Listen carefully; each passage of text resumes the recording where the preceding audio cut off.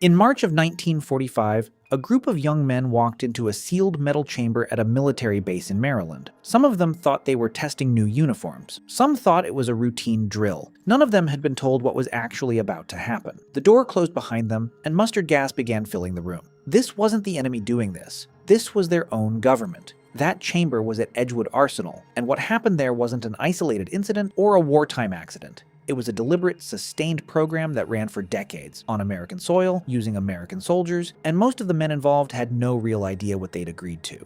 Let's start with the mustard gas, because that's where this story really begins. During World War II, the US military needed to know how well its gas masks and protective suits actually worked. Mustard gas had already devastated a generation of soldiers in the First World War, and commanders wanted better data before sending troops into a possible chemical battlefield. So, starting in 1942, the Army and Navy began testing it directly on their own men. There were 3 types of tests, according to records that stayed classified for nearly 50 years. In patch tests, liquid mustard gas was applied straight onto a soldier's skin. In field tests, men were sent outside into open areas where the gas was released around them, simulating a real attack. And in chamber tests, like the one at Edgewood that March, groups of men were sealed inside a room while the gas was pumped in, and they simply had to sit there and see how their equipment held up.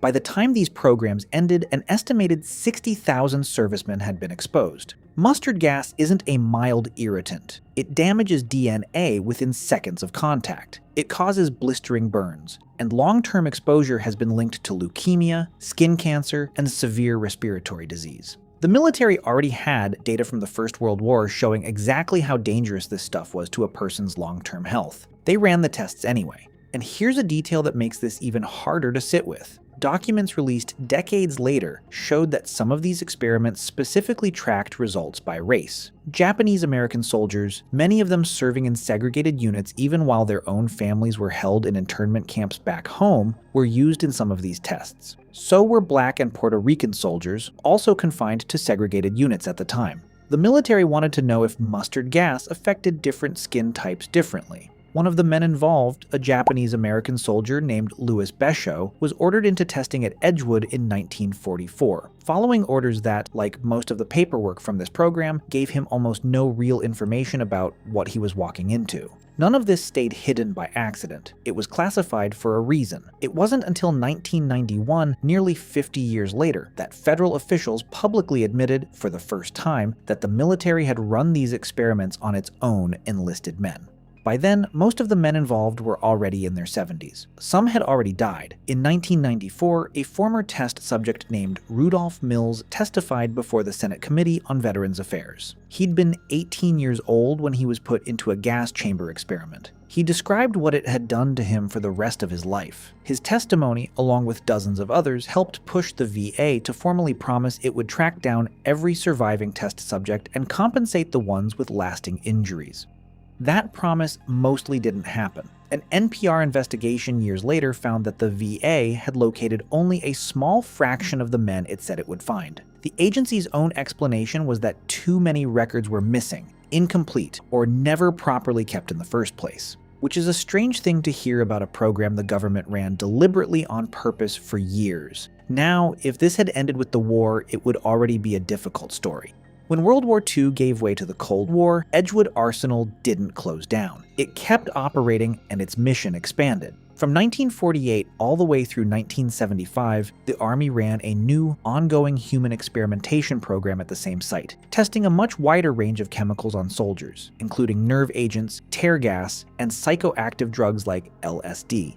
Roughly 7,000 soldiers went through this program over those decades, and unlike the earlier wartime tests, this one was framed as voluntary. Soldiers were told they could sign up. What a lot of them weren't told was what they were actually signing up for. Multiple test subjects later said they were misled from the start, sometimes told they'd be evaluating new equipment, sometimes given no real explanation at all. Then, once they arrived, they were given drugs without being informed what those drugs actually were.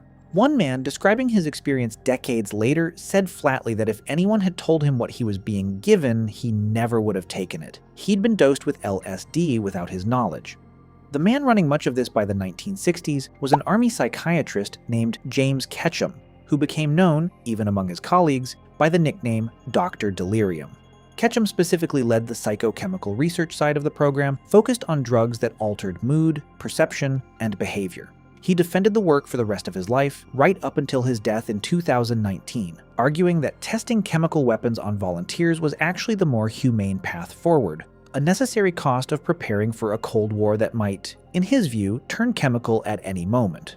It's worth pausing here, because this is where the story stops being just about gas masks and starts being about something else entirely. This is the same general era, and often quite literally the same broader research culture, that produced Project MKUltra, the CIA's infamous mind control program, which experimented with LSD, hypnosis, sensory deprivation, and electroshock on a wide range of subjects, some of whom volunteered, and many who had no idea they were part of anything at all. Records show at least one associated death, that of a scientist named Frank Olson, tied to the broader MKUltra research network. The CIA itself later admitted these tests made, in its own words, little scientific sense, and that the people monitoring them often weren't even qualified to evaluate what they were seeing. Most of what we know about any of this survives despite the government's own efforts, not because of them. In 1973, as the Watergate scandal was tearing through Washington, the CIA's director at the time ordered the destruction of the MKUltra records. Boxes and boxes of documentation were deliberately shredded. What we do know today comes largely from around 20,000 pages that happened to survive, recovered years later during a Senate investigation, along with the research of one journalist, John Marks, who spent years filing Freedom of Information requests just to piece together what had actually happened. So why does any of this matter now, beyond the history itself? Because the pattern is the important part. A government facing a real serious threat, first fascism, then a nuclear-armed rival superpower, decided that its own soldiers' bodies were an acceptable place to run tests it couldn't ethically run anywhere else. Not enemy combatants. Its own men in uniform, often teenagers, often with little understanding of what they were agreeing to, and in the mustard gas cases, deliberately organized in some instances along racial lines to gather data more efficiently. And when it was finally exposed, the response wasn't full accountability. It was partial admission decades late, followed by promises that mostly weren't kept. The soldiers testified, the Senate listened, the VA said it would find everyone affected. Most of them were never found. There's no tidy ending here, and that's probably the most honest thing to say about it. Some of the men who walked into that chamber in 1945 lived long enough to tell their story in front of Congress. Many others didn't. What's left is a documented, declassified record spread across NPR investigations, Senate hearings, and government files that took the VA and the Department of Defense decades to even acknowledge existed. The men who went through this weren't given a choice most of the time, and the country that put them there took nearly 50 years to say so out loud.